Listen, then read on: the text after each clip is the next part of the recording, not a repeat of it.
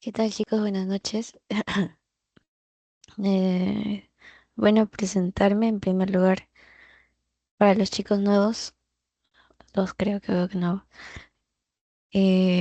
Soy Deyanira Santos. Vamos a empezar hablando de insuficiencia cardíaca. Este tema es el último tema en realidad que vendría a ser por mi parte de cardiología. Entonces, si tienen alguna duda o algo a lo largo de la sesión, no en levantar la mano o hablarlo en el chat también. Eh, Vamos a empezar para no demorarnos mucho. Principalmente, disculpen que no prenda la cámara, estoy me enferma aparte, se me perdió mi cámara. No sé dónde está. Y si pueden, ustedes pueden prender su cámara si desean. Ya, bueno, vamos a hablar de insuficiencia cardíaca. Espero se me escuche. Eh, Primero, definiendo qué es, ¿no? Porque nosotros cuando entramos a hablar de una patología siempre debemos empezar definiéndolo, sino viendo qué es. La insuficiencia cardíaca de por sí va a ser un síndrome. Este,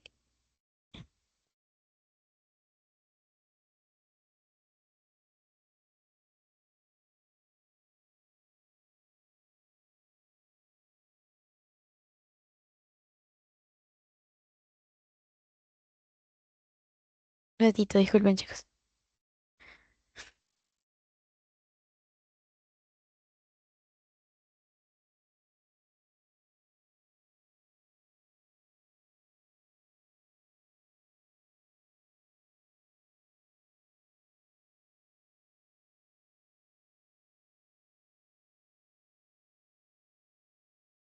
Ya, entonces, hablando sobre en una insuficiencia cardíaca, nosotros debemos recordar que va a ser la alteración final de cualquier tipo de patología que me genere eh, o que llegue a ser una insuficiencia cardíaca. No sé si me logro entender.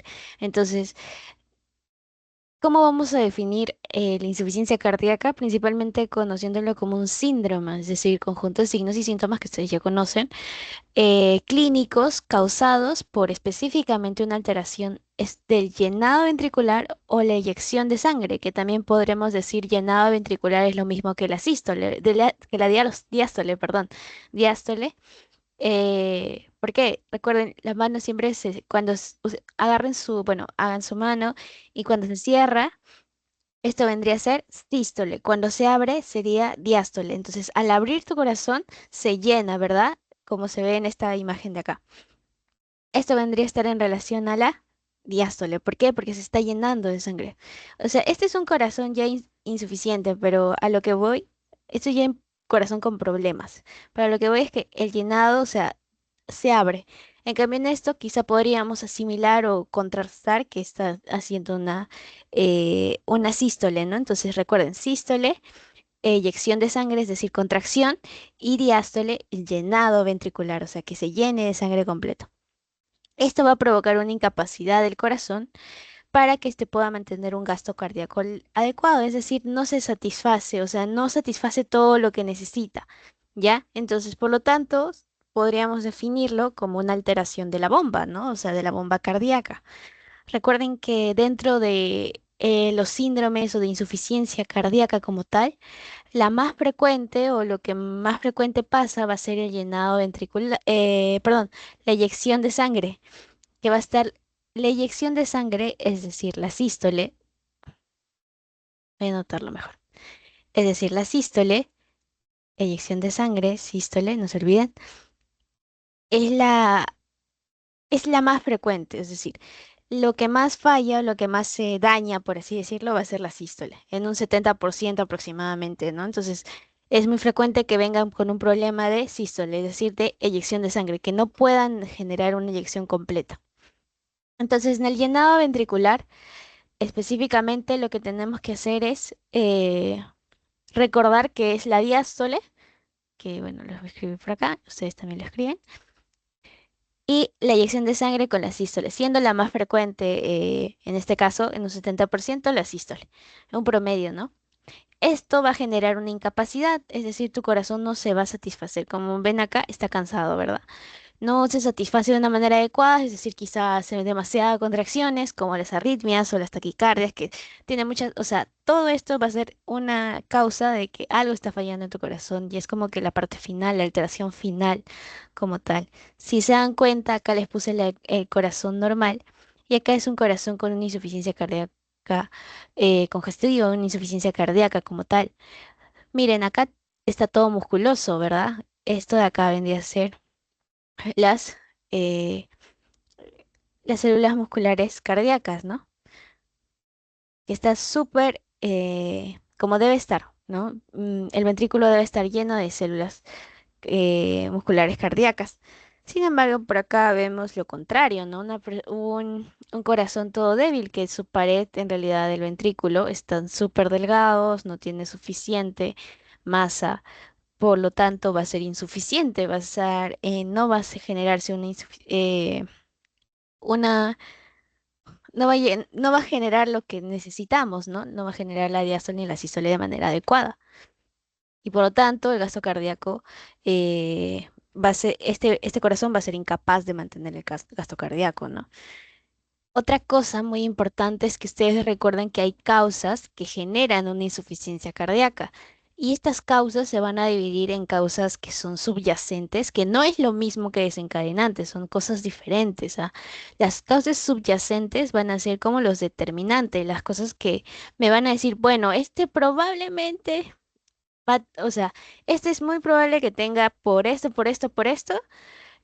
una insuficiencia cardíaca. ¿Cuáles? Obviamente la cardiopatías isquémicas, justamente lo que vimos en la clase pasada, la hipertensión arterial, que espero ya lo hayan visto, las valvulopatías de igual manera, las miocardiopatías y enfermedades pericárdiacas. Se dan cuenta, son problemas ya estructurales, problemas del corazón que me afectan, ¿verdad?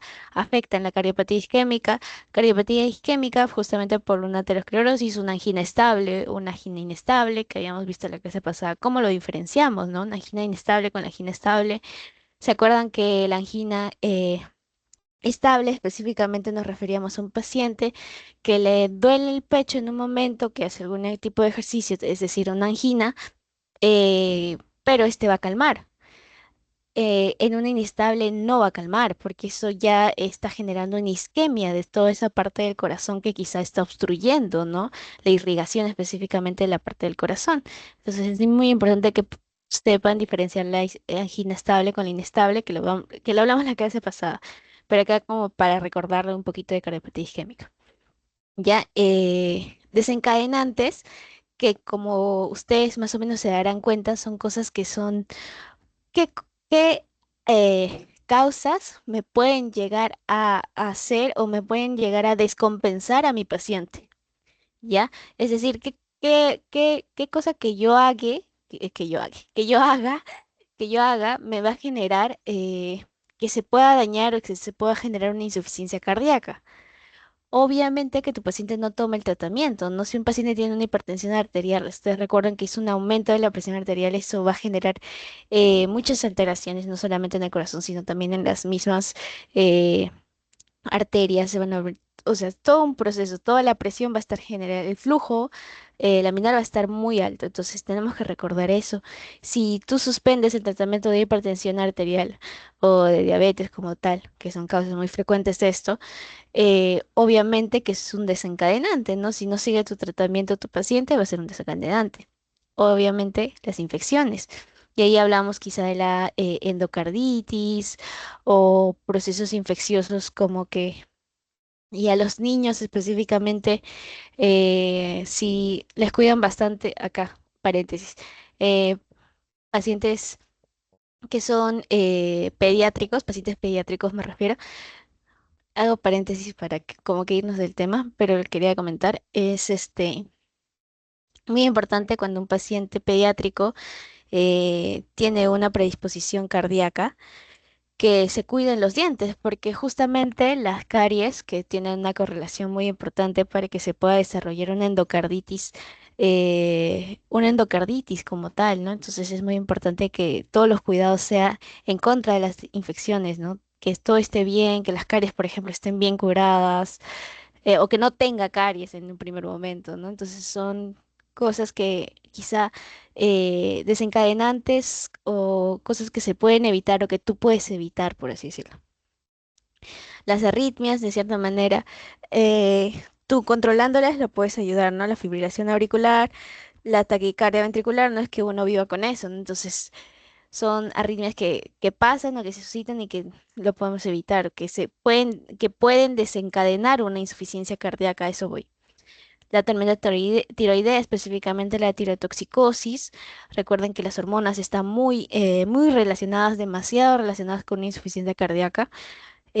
Una crisis de angustia, un aumento de sal en la dieta,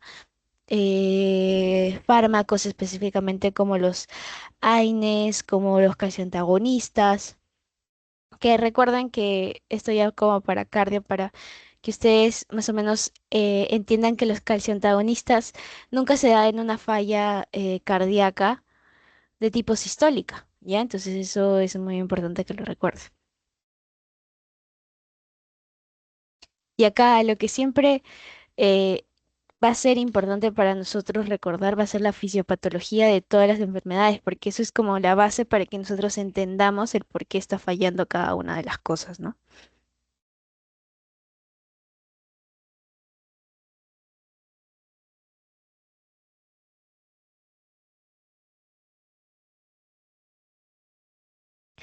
Entonces, cuando hablamos de la fisiopatología de la insuficiencia cardíaca, debemos recordar que esto va a estar en relación a un bajo gasto cardíaco. Si tengo un bajo gasto cardíaco, recuerden que el gasto cardíaco es igual a volumen histórico por frecuencia cardíaca. Entonces, ustedes deben recordar que existe un bajo gasto cardíaco.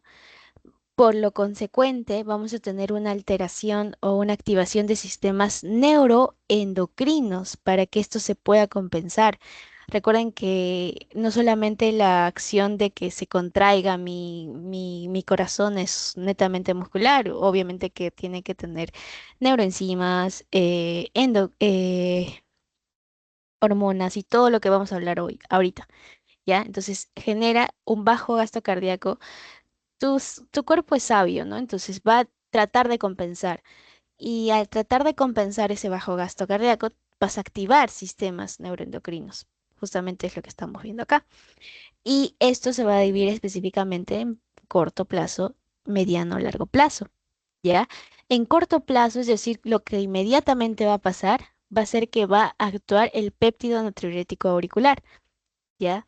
Este se secreta en respuesta de un aumento súbito de la presión de la cámara cardíaca. Bueno, todo esto va a generar una disminución de precarga, que más adelante vamos a ver qué son los antirremodeladores, qué son los remodeladores que son muy importantes que ustedes recuerden.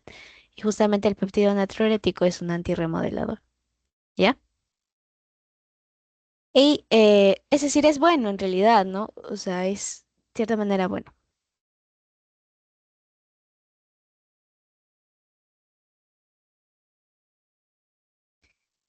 Y recuerden, ya, bueno, para no quitar la idea, los antirremodeladores que están acá vienen a formar parte o son parte de los cardioprotectores, ¿ya? Eso les podrían preguntar o bueno, lo tendríamos que saber como tal.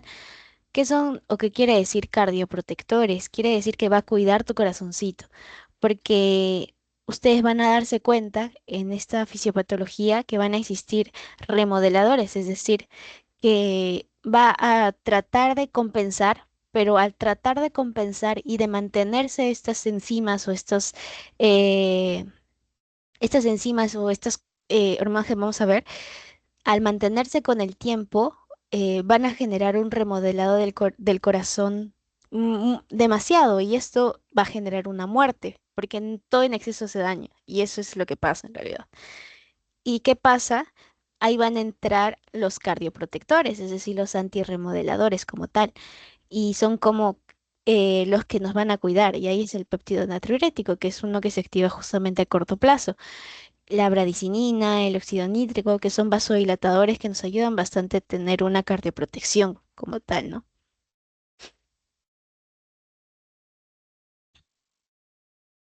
Y bueno, el otro que se va a activar obviamente va a ser nuestro sistema nervioso simpático, local y sistémico, que bueno, se va a activar las células, los receptores alfa, los receptores beta.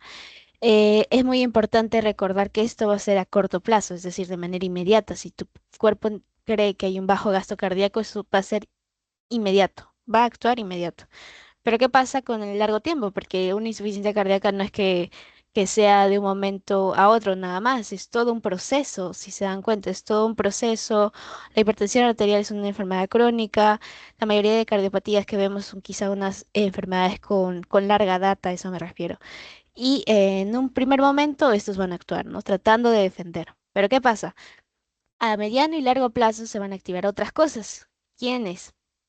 Ahí vamos a ver a nuestro sistema renina-angiotensina-aldosterona, que si, que más que nada va a generar se va a activar. ¿Por qué?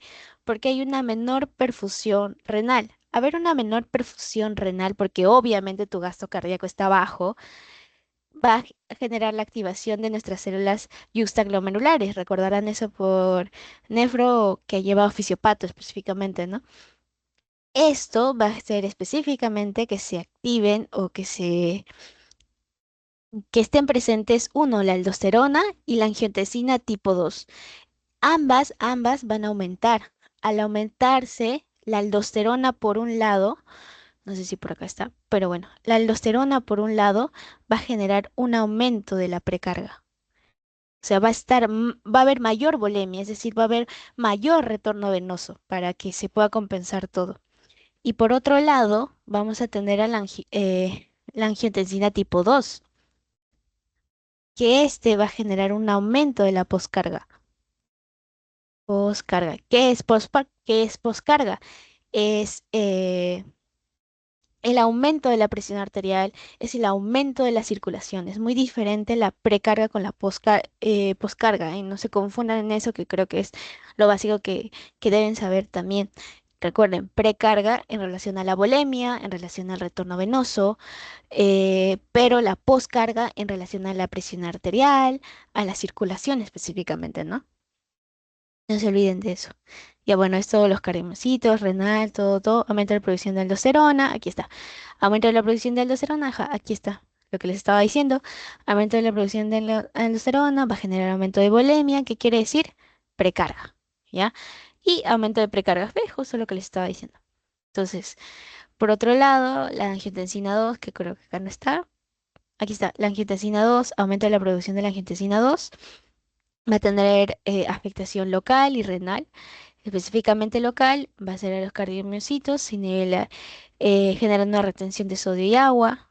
Y también va a generar un aumento de volemia, aumento de precarga, pero también a un aumento de poscarga. Y bueno, el péptido natriurético de manera cerebral va a ser consecuente a lo que se va a activar. Eh, Recuerden, hay un péptido natriurético cerebral y auricular. Ambos son cardioprotectores, ¿ya? Cardioprotectores, o sea, antirremodeladores. Muy bien. Inhibe la hipertrofia, por eso justamente, ¿no? ¿Qué más? Ah, acá, retención de agua, justamente esto también es importante. La aldosterona, perdón, el aumento del ADH, no sé si por acá está, va a generar un aumento en la retención de agua también, igual que si por AV la angiotensina 2 y todos los tipos de angiotensina se activen, también va a generar una retención de agua, ¿ya? Eso también es importante que recordamos. Ah, también es muy importante que recordemos acá a la norepinefrina y a la noradrenalina en el sistema nervioso simpático. ¿Por qué? Voy a ponerlo de otro color.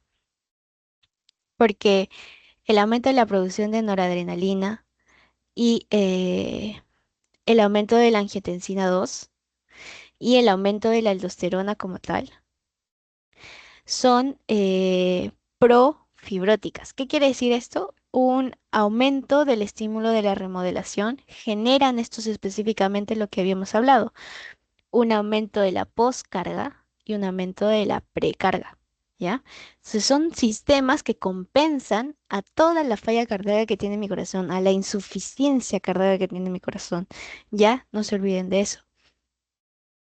Si por A o B tú no generas, tú no lo paras en alguno de estos, en alguno de estos pasos o de este proceso que se da, va a generar que la utilización del aumento de oxígeno, o sea, vas a usar mucho más oxígeno del que debes, generas una remodelación patológica porque, o sea, en un primer momento la remodelación es buena, ¿ya? O sea, en un primer momento que se remodele el corazón es bueno, pero si esto persiste, o sea, si esto se mantiene, o sea, si se mantiene, a lo que voy, si se mantiene la precarga y aumentando, obviamente, aumentando la precarga, si se mantiene la poscarga aumentada, me va a generar un remodelado patológico.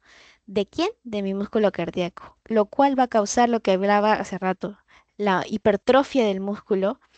Se va a quedar sin nueva vascularización, genera un aumento de requerimiento de oxígeno, el corazón insuficiente no puede con el trabajo porque obviamente está insuficiente, genera el estrés oxidativo y el estrés oxidativo va a generar que la presión arterial media no se pueda mantener. La presión arterial media genera acidosis metabólica. Recuerden acá la famosa triada de la muerte. ¿Alguien recuerda esa? La triada de la muerte. Genera acidosis metabólica y por fin la muerte, si tú no controlas todo esto, ¿ya? Entonces es muy importante. Quizá les puedan preguntar, a mí me lo preguntaron. No en cardio, porque bueno, cuando yo llevé no había cardio, pero en cirugía me preguntaron eso. La triada de la muerte, el triángulo de la muerte, ¿no?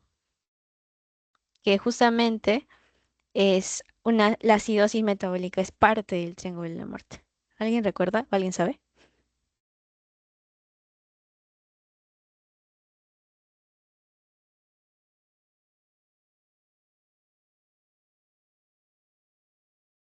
La acidosis, hipotermia.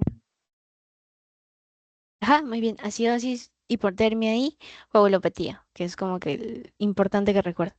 Acidosis, hipotermia, coagulopatía. Y bueno, espero me hayan entendido esto. Muy bien. Esto es como una imagen para que ustedes se den cuenta de cómo funciona lo que hemos hablado hace rato.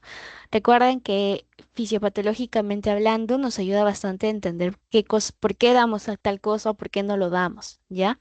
Entonces, principalmente recuerden que tu corazón está mal de por sí, está insuficiente, está pidiendo ayuda, la dilatación cardíaca y existe una hipertrofia. ¿Ya? ¿Qué pasa?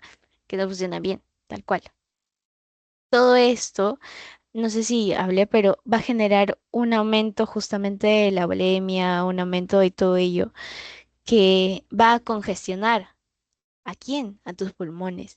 Y tus pulmones, al estar congestionados, no solamente de manera pulmonar, sino el sistema venoso, porque estás aumentando la precarga, y recuerden que la precarga es igual a volemia, es decir, aumento de volumen. Si aumentas el volumen, te vas a encharcar. O sea, ¿qué quiere decir? Que te vas a generar un edema pulmonar. Ya vas a tener una congestión venosa, tus cerebros van a decir, hey, ya pues haz tu trabajo, por favor, no me congestiones a mí, haz el tuyo. Es lo que le va a tratar de decir al corazoncito, pues, ¿no? Pero el corazoncito no va a poder, ¿no? Entonces ahí es donde empiezan a actuar justamente el sistema simpático, justamente acá con el cerebro diciendo y la secreción de péptido natriurético, del ADH, específicamente por el hipotálamo, que genera retención de agua y dice, bueno, hay que retener un poquito de agua. eh, Porque acá se aumenta el ADH, ¿no? El hipotálamo secreta el ADH para decir, bueno, hay que retener agua para aumentar la precarga, pero la precarga genera con el tiempo va a generar justamente una edema pulmonar. Entonces, y ahí dicen, ¿no? Hey, mira, el pobre se está muriendo, ¿no? Necesita un poco de eso, ¿no? Entonces, es muy importante esto. Aquí está justamente reunida angiotensina aldosterona que dice, bueno, stop, paren todo. Entonces, esto es específicamente la retención de agua y sodio, genera una retención de agua, obviamente. Bueno, acá para que se diviertan leyendo. Acá, lo que yo quería decirles específicamente, justamente es acá donde actuamos nosotros, porque si se dan cuenta acá, es toda una fisiopatología que dices, wow, entonces, ¿dónde le doy medicamento? ¿En qué momento? Y ahí es donde entran los remodeladores cardíacos, que les dije que son buenos en un primer momento. O sea, es bueno porque de cierta manera, de manera inicial en una insuficiencia cardíaca, nos ayuda a controlar, nos ayuda a compensar. Pero si esto permanece con el tiempo, no. Y los remodeladores cardíacos son la angiotensina 2, la catecolamina, la norepinefrina, la aldosterona y la endotelina. Justamente acá está como que la cara malvada, ¿no? De la aldosterona, la angiotensina 2. Entonces, ¿qué pasa? Los remodeladores no deben permanecer con el tiempo. Por lo tanto, nosotros vamos a tener unos fármacos que nos ayudan a bloquear a estos remodeladores para que no se sigan remodelando, ¿ya? Y eso es específicamente el tratamiento de una insuficiencia cardíaca, ¿no? Controlar, o sea, que no se genere, o sea, que no exista un mantenimiento de remodeladores. Y acá está la endotelina, también falta otro antirremodelador que es el TNF, factor de necrosis tumoral, alfa, y el TGF, creo, beta, del crecimiento de transformación, ¿no? Entonces, los antirremodeladores son como que los cardioprotectores, los que nos cuidan nuestro corazoncito. Y ahí hablamos del péptido natriurético como tal de la aurícula y el péptido natriurético cerebral, ¿no? Del brain. Entonces, también ahí vamos a tener a la bradecinina y el óxido nítrico, que son vasodilatadores que te ayudan a hacer un antirremodelador, es decir, tratar de decir, bueno, remodelador, stop, vamos a parar ahí nomás, ya remodelaste mucho, ahora yo voy a entrar a tratar de ayudar al corazón que se está muriendo y pidiendo ayuda, ¿ya? Entonces, eso es lo que quiere en realidad.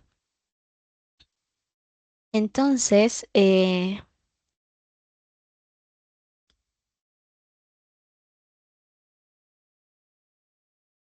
bueno, eso es lo que quería decirles de fisiopatología. Espero me hayan entendido. Le he tratado de hacerlo más, o sea, lo más resumido y lo importante, ¿no? Muy bien. Y ahora, si tienen alguna duda, me avisan. Ahora vamos a hablar específicamente de la clasificación de una insuficiencia cardíaca, porque una insuficiencia cardíaca la pueden clasificar de múltiples formas, ¿ya?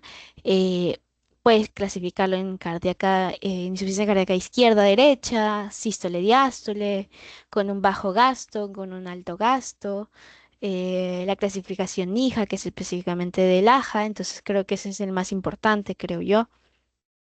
Y la clasificación de ALAJA, pues, ¿no? La de NIJA, la de New York Heart Association y el Heart Association, el American Heart Association, que es del AJA también.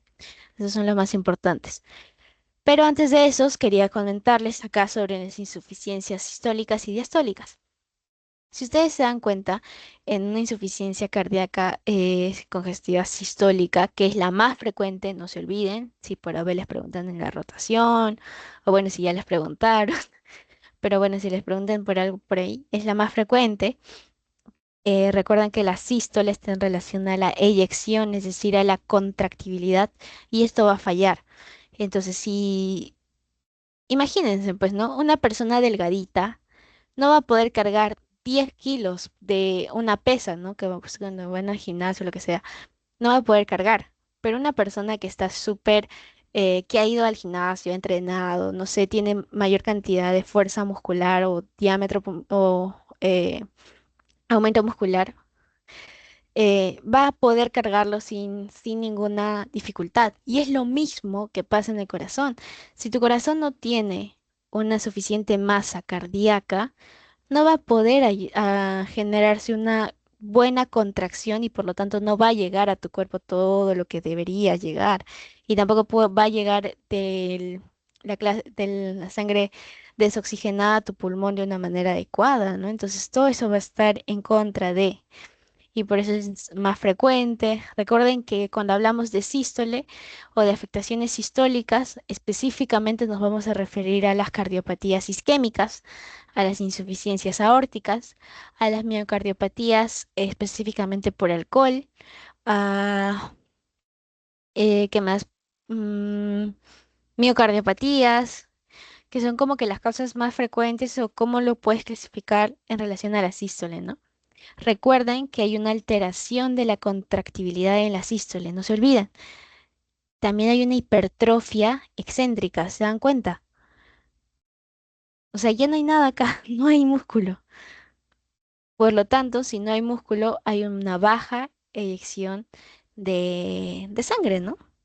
Eh, y acá, en la sístole, es donde se encuentra el famoso ruido cardíaco número 3. ¿Recuerdan? No, no sé si han visto o recuerden cuando hablamos del EKG, hablábamos que el ruido cardíaco uno, 2, a ver si se acuerdan. ¿Cuál es, o sea, qué hace referencia al R1 y al R2? O sea, ¿a al cierre de qué válvulas o a la abertura de qué válvulas hace referencia? Mitad y tricúspide. ¿Cómo?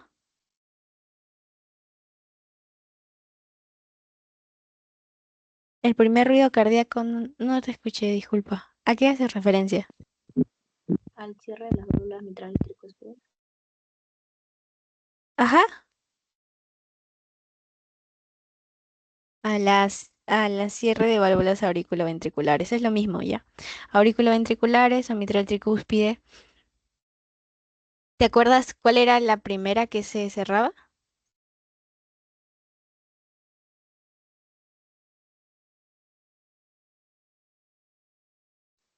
La mitral. Ujú.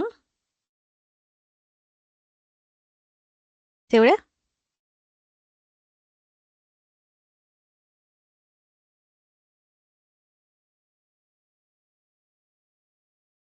Sí, está bien. Ya, bueno. Eh, y el R2, al ruido cardíaco 2, que justamente habíamos hablado que también era el CRD, pero ya de no de las válvulas auriculoventriculares, ¿no? Sino de las semilunares, que son específicamente las aórticas y las pulmonares, ¿no? Gracias, gracias por participar. Entonces, habíamos dicho que el ruido cardíaco uno, el ruido cardíaco 2 son normales, ¿no? Están bien que estén. Pero ¿qué pasa si se presenta el 3? O sea, si encuentras tú al escuchar un ruido cardíaco 3 que es como que ta, o sea, 3. Y ahí vamos a hablar en la diástole del ruido cardíaco 4 que es el ruido de engalope, que se suena así como si estuviera galope, tal cual, así, o sea, no sé si se escucha, pero así lo van a escuchar. Bueno, ya. Entonces, el R3 que está en relación a la sístole. Muy bien, y cuando hablamos de la diástole, específicamente es la capacidad para que tú lo puedas almacenar o mantener el llenado, ¿ya? Entonces, el- aquí, ¿qué va a fallar? Va a haber un fallo del llenado, o sea, no se va a llenar de una manera correcta, como está acá, no puede llenarse. Existe cavidades rígidas y gruesas que va a decir, va a ocupar el espacio, ¿no? Acá hay mucho por quién entrar. Acá, escu- imagínense que acá entran 50, eh, una cantidad de presión adecuada a una cantidad de volumen. Acá entraría menos que eso, porque hay menos espacio. Entonces, eso es lo que pasa. Una menor capacidad de llenado. Entonces, ahí nos va a actuar el ruido cardíaco número 4, porque se aparece esto debido a una hipertrofia concéntrica, una hipertrofia de justamente esto, de la masa ventricular, ¿ya? No se olviden de eso. Las algunas enfermedades que están relacionadas a la diástole, hipertensión arterial, estenosis aórtica, obviamente la miocardiopatía hipertrófica, la amiloidosis, eh, esas creo. Muy bien. Eso es por la sístole y diástole. ¿Cómo lo puedes clasificar? Pero ¿qué pasa si hay otra clasificación que está en relación a que si es una insuficiencia cardíaca izquierda o si es una insuficiencia cardíaca derecha? Si es una insuficiencia cardíaca izquierda, debemos recordar una cardiopatía isquémica por consecuencia, ¿no? O sea, si hablas de izquierda hay una cardiopatía isquémica, específicamente una hipertensión arterial. ¿Y por qué se da esto? Porque hay una congestión pulmonar. Es decir, tu paciente va a venir con clínica de disnea, tanto al esfuerzo y paroxística nocturna. Va a venir tu paciente con ortopnea, va a venir tu paciente con edema. ¿Dónde está acá? Bueno, viene con edema pulmonar y al tener edema vas a escuchar crépitos. Pero puede venir con afectaciones de cianosis, dolor precordial, taquicardia, confusión. Pero lo principal es que tiene disnea, tiene un edema pulmonar y tiene crépitos, ¿ya? Es lo principal.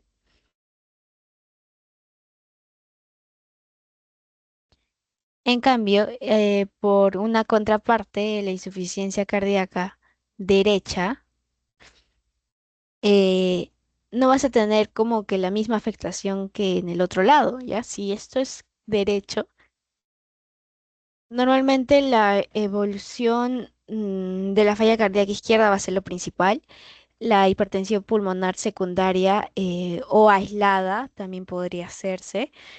Y ahí hablamos de hipertensión pulmonar por quién, por EPOC, ahora por la pandemia, ¿no? Por el COVID, que podría generar esto, ¿no? Y acá, en vez de existir una congestión pulmonar, existe una congestión de tipo sistémica, ¿ya? Por un aumento de la presión venosa central, ¿ya? Si todo está acá para el lado derecho, recuerden que el corazón se divide en lado derecho, lado izquierdo. Si este lado está insuficiente, ¿tú crees que va a tener una afectación de cierta manera? O sea, va a entrar demasiado cosas al pulmón, o sea, va a entrar demasiado a la vena pulmonar y va a entrar a las venas como tal. No, ¿verdad? No va a entrar a la arteria, o sea, no va a entrar a tu pulmón. Por lo tanto, la afectación no va a estar de manera pulmonar, va a estar en la parte sistémica, o sea, todo lo demás va a fallar, va a estar congestivo todo lo demás, no tanto para acá arriba, sino tanto para acá abajo, ¿ya? Por lo que vas a tener un aumento de la presión venosa periférica, porque todo se está retornando. Va a tener el paciente fatiga, va a tener el paciente aumento de peso, va a presentar hepatomegalia y esplenomegalia. Vas a tener edema, que es lo principal, como tú lo puedes diferenciar. Y el edema que creen es blando o es duro, porque siempre preguntan eso. O sea, no en el examen, ¿no? Sino que en las prácticas.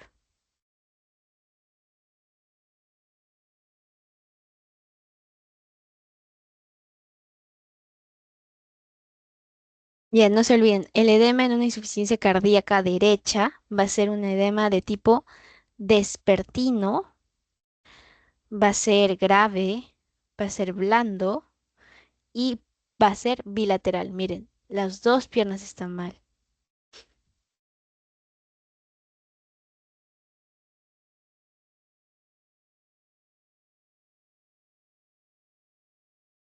¿Qué más? Ah, ya, vas a tener por consecuencia ingurgitación yugular, vas a tener por consecuencia también un reflujo hepatoyugular que habíamos visto, ascitis, edema en miembros inferiores, no se olviden del edema. qué tipo es pertino, grave es blando y es en ambos lados, ¿no? Bilateral. Ya, y ahora hablando de insuficiencia cardíaca de bajo y alto gasto, estos son algunos ejemplos de la enfermedad del corazón de bajo gasto y otros de elevado gasto que podrían preguntarles, podrían. Recuerden que bajo gasto es lo típico, es lo frecuente, es típico que sea por esto, pero un gasto elevado es médico, pues es más como que medio, no es típico. Entonces ahí hablamos de personas también embarazadas. ¿Por qué? Porque en el embarazo existe una hipervolemia, ¿no?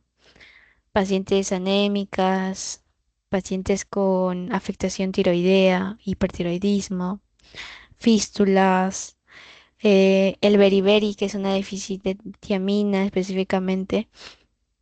Mm,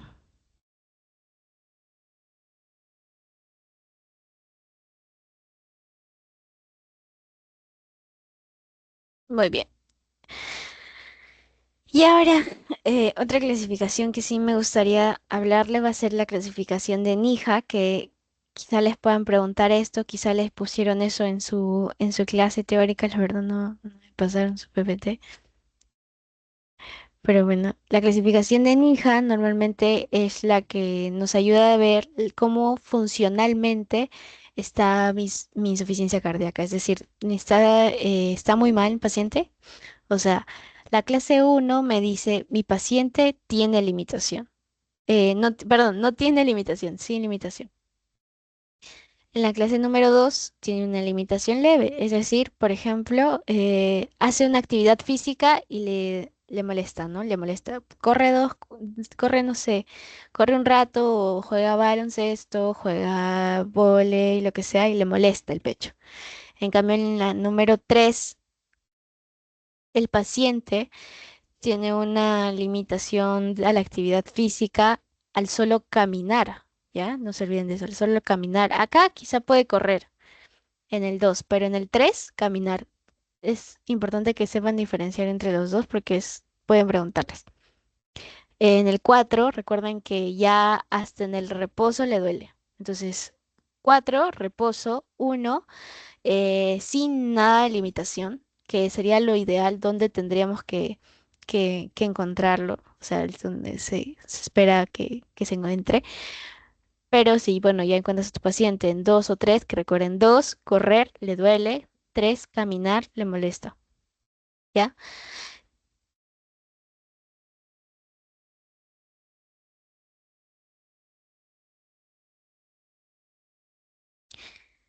Muy bien, entonces normalmente lo que se quiere es que no esté en el 2 o 3 o 4, porque estos ya serían descompensados, ¿no? Estarían mal.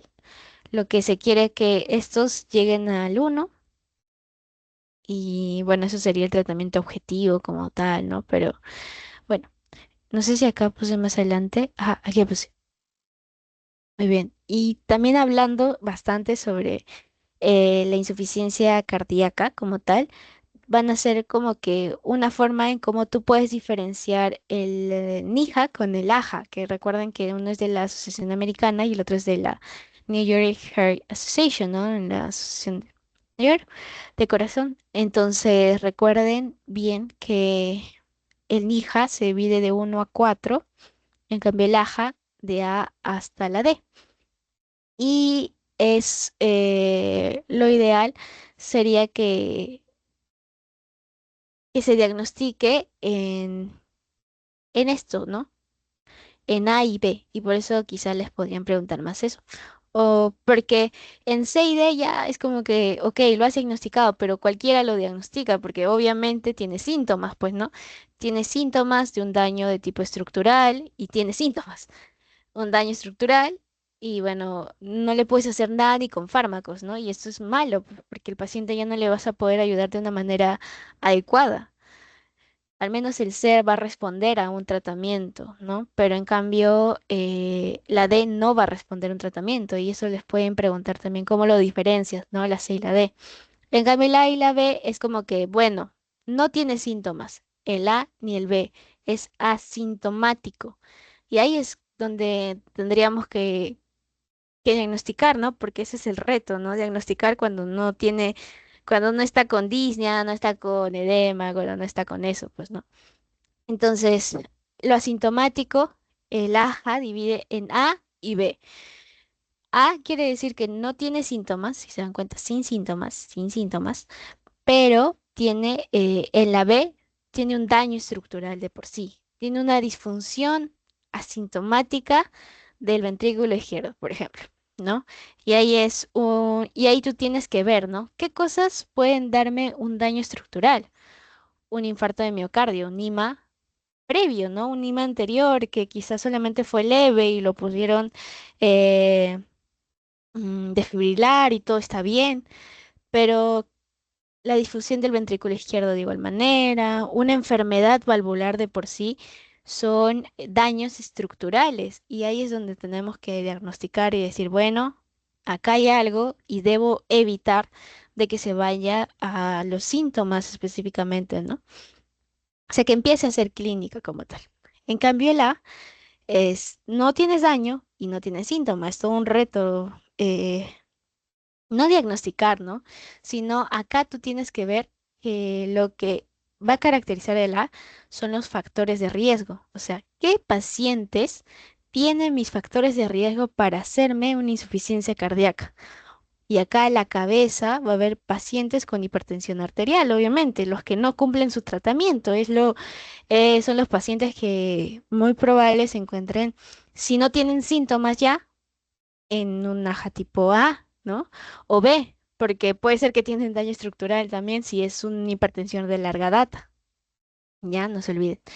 Y una enfermedad coronaria, no sé, que tome alguna pastilla o que generen un daño al corazón, ¿no? Cardiotóxicas, por ejemplo. Ya, entonces no se olviden. A y B, asintomáticos. C y D, con síntomas. No sé si les habrán puesto también, pero bueno. Acá esto es preliminar. Ambas clasifican, el NIJA y el AJA son usados para valorar y clasificar los grados de funcionabilidad del corazón y de repercusión en la vida diaria del paciente. No se olviden, el NIJA va a decir qué tal está tu paciente, el AJA de igual manera, ¿no? Porque te da los síntomas, pero ambos te ayudan a ver la funcionabilidad del corazón y cómo esto va a repercutir en la vida del paciente. El NIJA con mayor medida y el AJA, bueno, por consecuencia, ¿no? Si tú detectas que tiene síntomas, obviamente va a repercutir en su vida. Y acá es otro criterio que quizá es muy importante recordar, los criterios de Framingham. Una vez preguntaron, pero a mí me preguntaron en el laboratorio, no me lo preguntaron en, en semio, porque en ese tiempo se llamaba solo semio. Este, pero les pongo porque podrían preguntarle, ¿no? Es muy preguntable. Entonces, el diagnóstico para que tú hagas una insuficiencia cardíaca,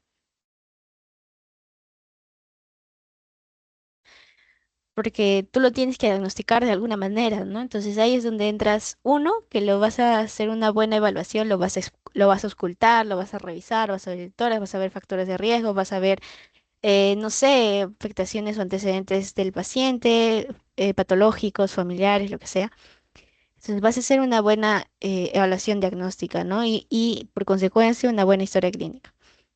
Vas a tener acá que ver los criterios de Framingham, que son los criterios mayores y menores. Y acá hay creo que una mnemotecnia que por ahí me enseñaron, que es la mnemotecnia se llama predecir.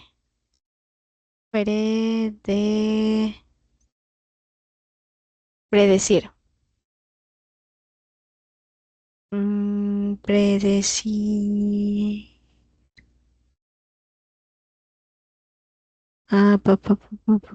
Bueno, es predecir la mnemotecnia. Bueno, ahí ya le pone. ¿P de qué? De. eh, ¿Dónde está?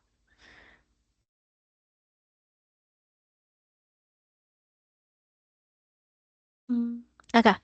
P de presión venosa. Aumento de la presión venosa y bueno, acá pérdida de peso. P.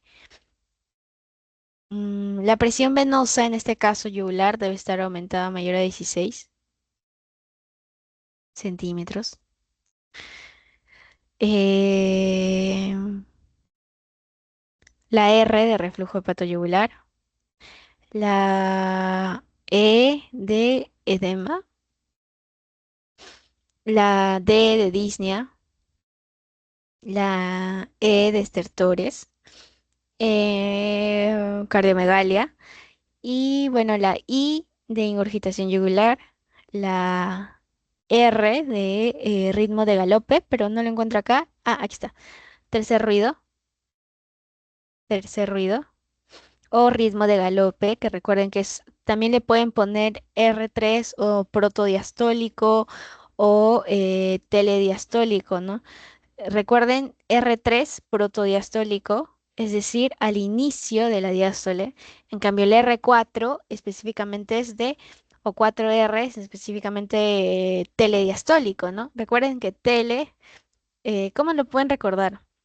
¿Cómo yo lo trato de recordar? Es R3 protodiastólico, porque la forma de hacer de es así, empieza al inicio de la diástole. En cambio, el R4 ya es al final de la diástole, obviamente el 3 va primero y el 4 va al final, ¿no? Y la tele lo miras en la noche y por eso vas al final. Así yo lo recuerdo. Bueno, ya sí les ayudo acá. Entonces, acá hay, dentro de los criterios mayores hay signos que son o criterios que nos ayudan a determinar la falla cardíaca derecha y la falla cardíaca izquierda, ¿no? Por ejemplo, la falla cardíaca izquierda con una congestión pulmonar, justamente lo que les había dicho, el edema agudo de pulmón, es uno que nos ayuda a determinar que es una congestión pulmonar, es decir, una insuficiencia cardíaca de tipo izquierda. Esto te puede hacer sospechar a eso, ¿no? ¿Qué más? Una disnea paroxística nocturna te puede hacer sospechar que tiene una congestión pulmonar o una insuficiencia cardíaca de tipo izquierda. ¿Qué más? Los estertores crepitantes, obviamente cuando lo escuchas, y son como que la clínica que les dije de una insuficiencia cardíaca izquierda. También acá te ayuda a determinar qué clínica podría ser de la insuficiencia cardíaca derecha. Y ahí hablábamos de un aumento de la presión venosa. Hablábamos del reflujo hepatoyugular, que son mucho más sistémicos, no se olviden. Bueno, por consecuencia, pérdida de peso. Pero eso, bueno, ingurgitación yugular, que son como que estos que acabo de señalar son como que los principales para que tú puedas determinar, ah, bueno, esto podría ser una insuficiencia cardíaca de tipo derecha. O sea, vas a buscar problemas cardíacos derechos. A eso voy. ¿Ya? Recuerden que los criterios de Framingham, específicamente, tú tienes que encontrar dos criterios que sean mayores y uno que sea menor. O sea, el diagnóstico es, tienes dos peluches grandes, o sea, dos criterios mayores, o tienes un criterio mayor, o sea, un peluche grande, y dos peluches pequeñitos, o sea, dos menores. Y ya, bueno, los menores son menos y les podrían preguntar, pero ustedes ya lo sacan. Si ustedes tienen fijado uno de los dos, por consecuencia podrían fijar lo otro. Y si me han entendido en la fisiopatología y la clínica que estábamos hablando de insuficiencia cardíaca congestiva derecha, izquierda, ya por eso más o menos también lo puedan sacar. ¿Qué es lo más grave? ¿Que tenga derrame pleural o que el edema esté, que tenga un edema agudo de pulmón? Un edema, ¿verdad? ¿Qué es más grave? ¿Que tenga edemas en miembros inferiores o que tenga una ingurgitación yugular? O sea, a eso voy, ¿no? ¿Qué más grave es? Bueno, ya. Insuficiencia cardíaca también la puedes dividir según la fracción de eyección, que bueno, ahí hablaban un poco, creo que es la clasificación actual. La clasificación actual de insuficiencia cardíaca porque lo miden a través de la fracción de eyección. Y ahí recuerden solamente el 40 y el 50. ¿Por qué? Porque una insuficiencia de cardíaca con fracción de eyección reducida es menos de 40%. Menor o igual, creo. Pero si una fracción de llegar conservada, es decir, que estás bien, todo bien, es mayor de 50 a un 70%. ¿Y por qué les digo que solamente se acuerdan los extremos? Porque eso les ayuda a recordar el medio, ¿no? El límite. Solamente recuérdense reducida 40, conservada 50. Y obviamente si está reducida ya te más o menos te guía que tú lo puedas poner ahí menos de 40.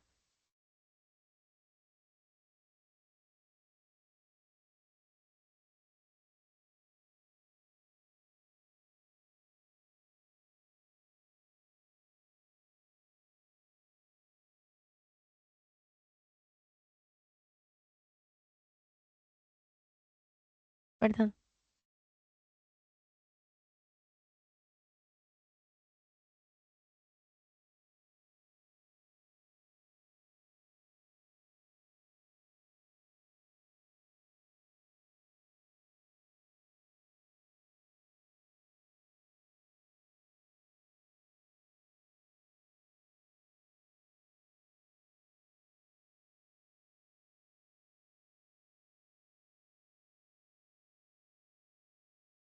Sí, ya bueno. Bueno, ya acá estamos bien. Por último, el tratamiento. Es muy importante que ustedes recuerden el tratamiento de insuficiencia cardíaca porque va a tener un pilar o tres pilares para que tú puedas decir, tienes que dar sí o sí esto, ¿ya? Y ahí tenemos que hablar sí o sí de los YECAS, de los diuréticos y también por consecuencia de la espironolactona, ¿no? Y más que de la espironolactona, de los beta block. Ya estos son como que el trípode, ¿no? Lo que sí o sí en un momento vas a tener que dar son los YECA y diuréticos. Lo que sí o sí siempre debes dar. Si tú encuentras una insuficiencia cardíaca, que ya lo has demostrado por, bueno, por, no sé, los criterios de Framingham, que has hecho la evaluación adecuada, lo has diagnosticado y has dicho, bueno, esto podría ser, has hecho, recuerden, que estaba olvidándome, acá no se puede, pero bueno, el diagnóstico de una insuficiencia cardíaca cognitiva va a ser uno, la evaluación que tú hagas. Luego, ¿qué haces? O sea, ¿qué elementos te ayudan? Porque clínicamente obviamente la sacas, pero luego laboratorialmente o qué cosas apoyan a tu diagnóstico. El péptido natriurético, ¿ya? Eh, Tiene un valor predictivo positivo, perdón, valor predictivo negativo alto. ¿Qué quiere decir esto? Si el péptido natriurético te sale, o sea, que no está bajo, está negativo, eh, muy probable que tengas esto, ¿no? Entonces, ¿qué pasa si sale aumentado, si sale elevado? O sea, ya le haces un electrocardiograma. ¿Para qué? Para ver quizá la causa específica de lo que está pasando, ¿no? Y también tienes que recordar que no es que en todos los casos les pides el péptido natriurético, ¿no? A veces no hay en algunos lugares, pero sí es importante quizá un EKG, un electrocardiograma, quizá para que tú puedas determinar cuál es la causa, cuál es la base. Ahí acá, bueno, está bien, ya. Eso quería recalcar. De diagnóstico. No se olviden que en una insuficiencia cardíaca hay una falla del corazón. Hay un aumento de resistencia y el corazón no va a funcionar bien, ¿ya? Entonces, vas a tener aumentada, como les dije, la precarga y la poscarga por fisiopatología, es decir, porque tu corazón dice, bueno, si tú no me cuidas, yo me tendré que cuidar de alguna forma o trataré de salvarme. Y su salvación en un primer momento es aumentar la precarga como la poscarga. ¿Ya? Aumentan estos dos y hace que mi corazón falle. Entonces, si yo te he dicho que aumenta la precarga y aumenta la poscarga y esto con el tiempo daña tu corazón, tu tratamiento obviamente va a ser bajar la poscarga y bajar la precarga porque si eso se mantiene, va a dañar tu corazón y lo vas a matar al pobrecito. ¿ya? Entonces, ¿qué fármacos o qué cosas nos ayuda bastante a que tú puedas generar una disminución de la poscarga? ¿Ya? ¿Cómo generas una disminución de la poscarga? A través de los yecas, y justamente es lo que les dije del trípode, ¿no? Los yecas. ¿Quién? ¿Por qué? Porque vasodilata. Vasodilata genera una disminución de la poscarga y ahí hablamos del enalapril, del captopril, como quieran darlo, ¿ya? Luego, por consecuencia, ya, bueno, ahí estamos bajando la poscarga, pero nos faltaría bajar la precarga y la precarga vendría a estar en relación a los diuréticos. Ya, no se olviden. ¿Por qué? Porque la precarga dice que hay un aumento del retorno venoso, ¿no? Hay mayor volemia, como les dije.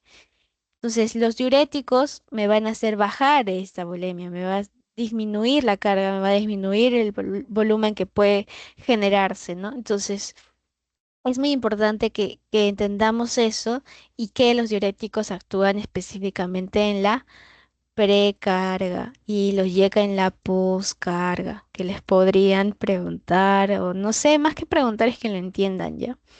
Eh, Muy bien, entonces es parte de la trípode que les dije, que sí o sí vas a tener que dar a tu paciente con insuficiencia cardíaca, porque es la fisiopatología, eso tienes que bajarle, ¿ya? Y acá entra uno a actuar los beta blocks, los bloqueadores los beta bloqueadores. Y esto se da si tus yecas y diuréticos están compensando. Es decir, está compensando a tu paciente, o sea, está respondiendo a tu tratamiento de captopril o tu diurético. Recuerden que a los diuréticos existen de ASA, de tiazidas. Recuerden que el ASA tú le das a pacientes que tienen una insuficiencia cardíaca severo, ¿no? Por ejemplo, edema pulmonar. Pero los tiazidas le vas a dar en pacientes que tienen un grado leve o moderado, más o menos. ¿Ya? Entonces, si te responde a esto, tú le añades tu bloqueador, tu beta block, solo cuando compensa a tu paciente. ¿Para qué?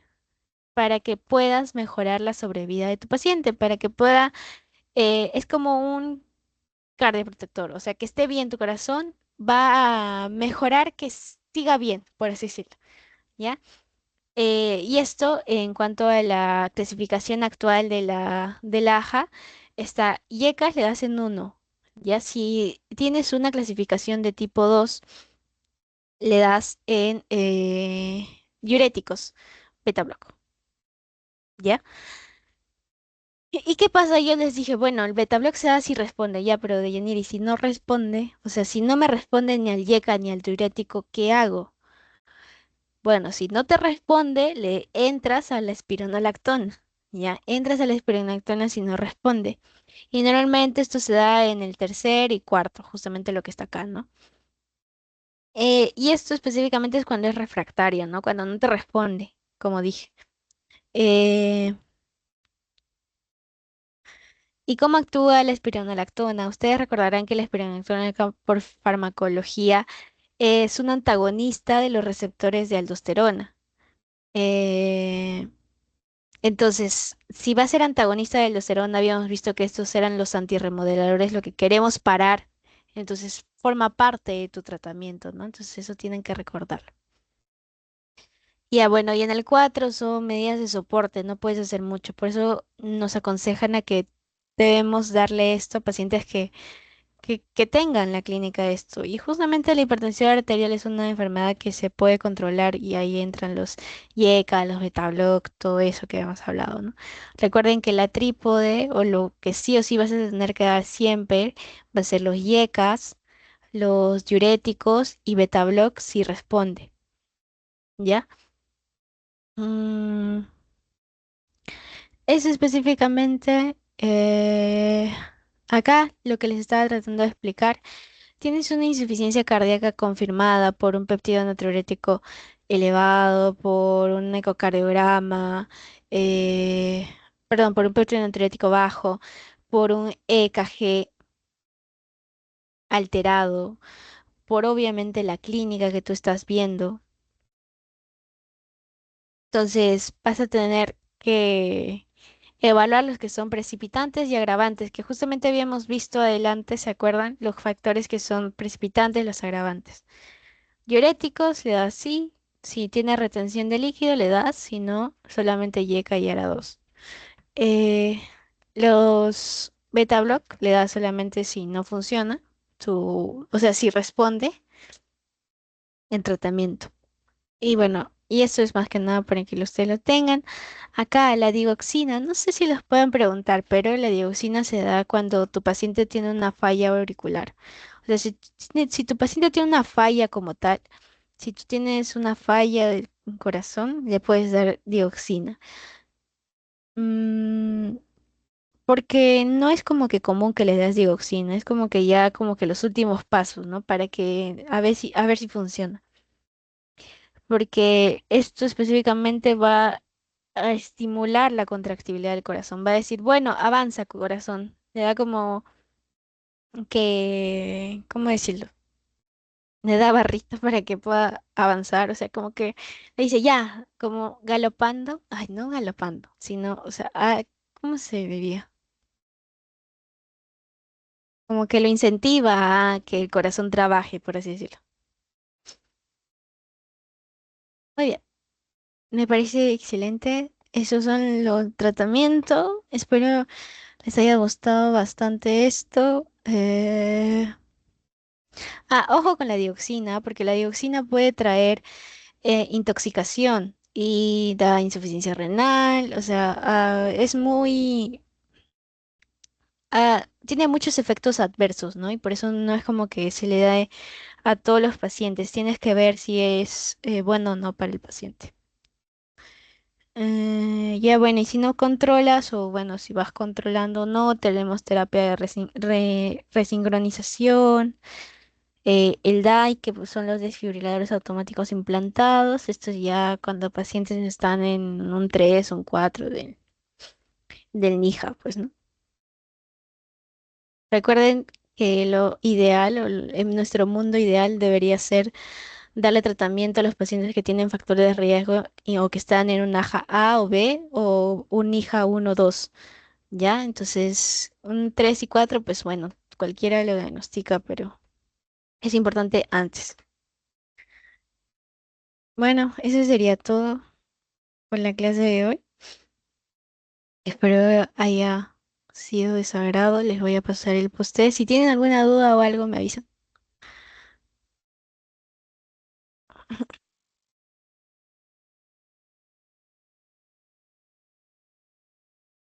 Ay.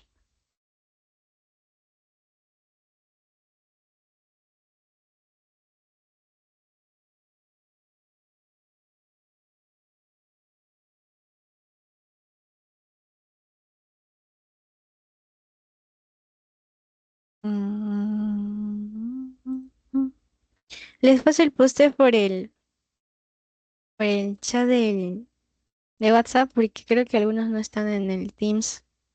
Normalmente paso por el Teams, pero como hemos incluido nuevos esta última sesión, para que todos lo puedan contestar bien. Mm,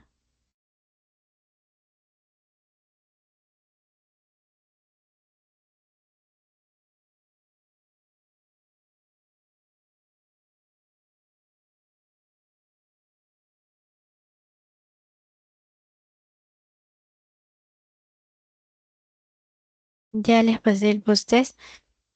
5 minutos y menos, creo. Bueno, 5 minutos, sí, para que lo puedan resolver bien. Y luego ya resolvemos conmigo el post-test. Voy a pasar el PPT porque creo que como no le pasé, o sea, le voy a pasar el PDF para que... No, mejor no.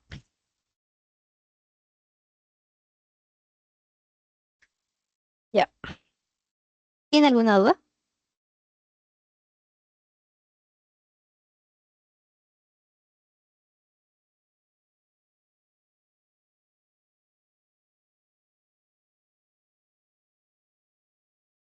Todo bien.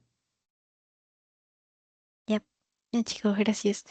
Por favor, respondan el post para resolverlo y para que ya podamos descansar o podamos seguir estudiando. Ustedes por su lado y yo por el mío.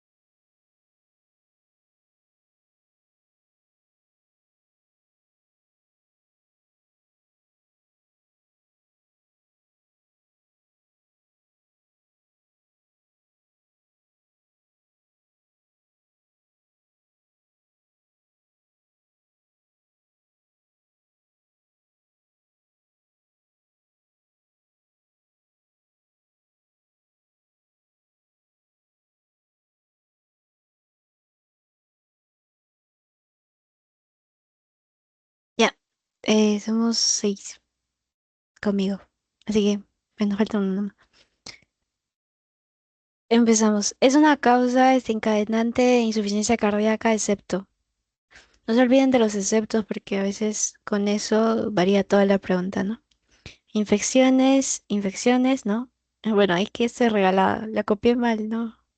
Bueno, en ese caso sería hipertensión arterial.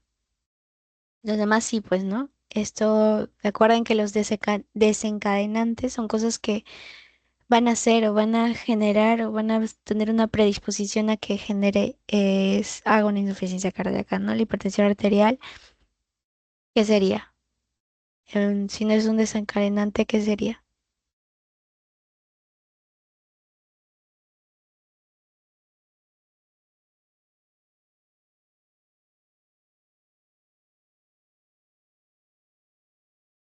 ¿Se acuerdan?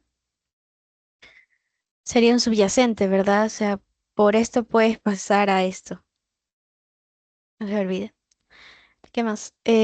Son considerados antirremodelares cardíacos. Recuerden, el péptido natriurético, el BNP del cerebro y el ANP también les pueden poner así. Son péptidos natriuréticos de auricular y del cerebro que te ayuda bastante, ¿no? Son antirremodeladores. Angiotensina 2 y aldosterona no, estos son como que los que quieren que remodelen, ¿no?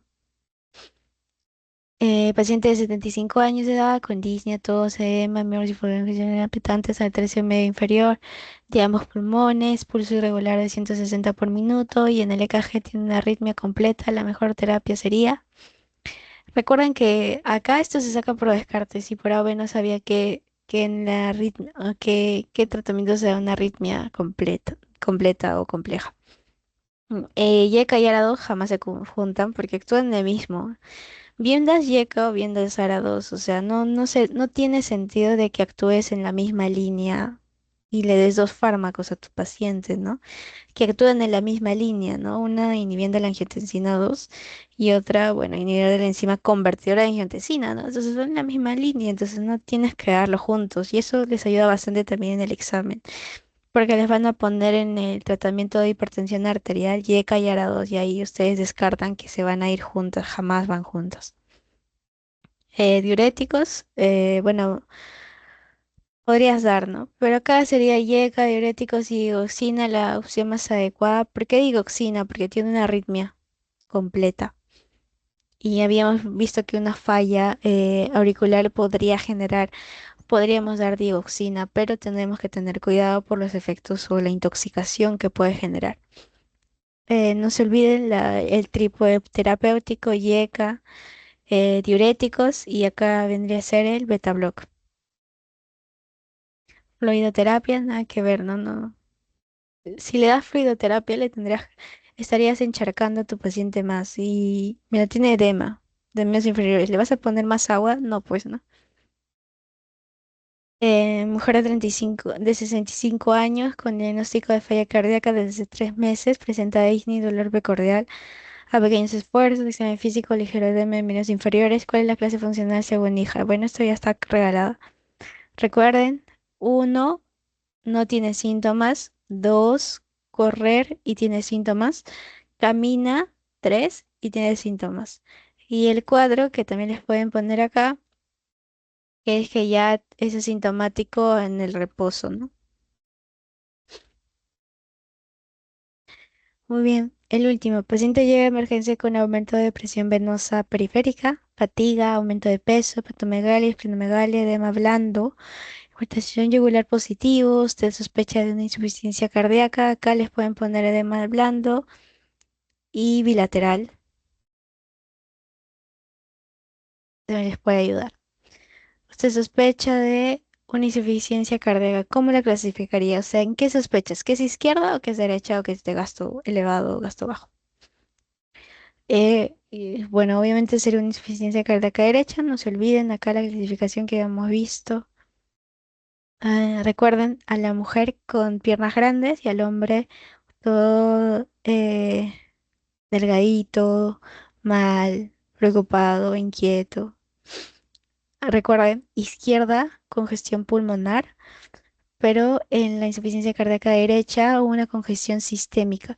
¿Por qué? Porque en la derecha está mal este lado justamente el corazón que repercute retrógradamente en lo que hay atrás. En cambio, en la derecha lo estás congestionando a tu mismo pulmón, porque de acá vas a salir a quién? A tus venas pulmonares, ¿no? Que es lo que hace que llegue de la aurícula al ventrículo y este genera una eyección a todo lado, ¿no? Entonces, acá congestivamente, pulmón en izquierdo y en derecha, sistémico. Muy bien.